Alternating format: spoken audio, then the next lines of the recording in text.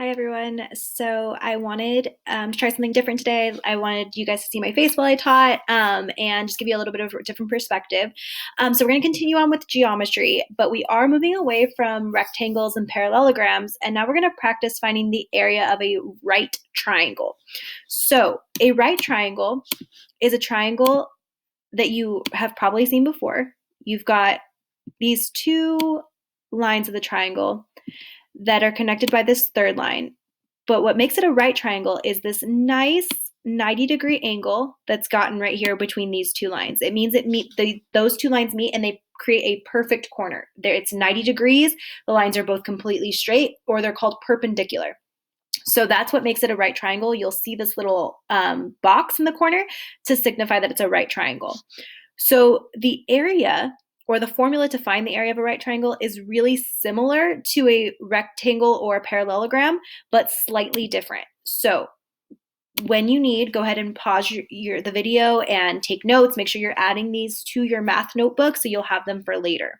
So I'm going to type in the formula here. Feel free to pause once it's typed in to make sure you have it written down. So the area of a triangle, any triangle, but specifically, so I'm going to say of a triangle, is the base times the height, which is very, very similar to what we've been doing with parallelograms and rectangles. So it's the base times the height, but all of that, we're going to have to divide it by 2. So overall, it's base times the height divided by 2. Your base is your bottom line here, and your height is right here. The base and the height are always the two that are connected using the right angle here. And if this triangle was turned upside down, you want to rotate the triangle in your mind to get the corner down in that bottom left-hand corner. So I'm going to give us an example on the other side, and we're going to practice doing this, okay? So right over here, I'm going to give us an example that looks just like this. Got a line here, a line that goes like this, and then you have this line that connects it here. And we've got our little 90-degree angle box in the corner. So this means that this is a right angle triangle because you have your 90-degree box here. This side here is going to be 6. This side down here is going to be 10. And then this side up here is going to be 13. So remember I told you that in order to find the base and the height, sometimes the triangles will be turned. So this one, we just want to rotate a little bit this way to get this right angle down in the left-hand corner. So that means the 10 is going to be your base, and this 6 is going to be your height. It's the two that are surrounding this 90-degree angle. So we said that the area of a triangle, is equal to the base,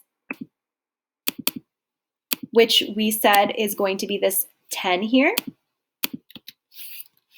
So the 10 times the height, which we said was going to be 6, all going to be divided by 2. So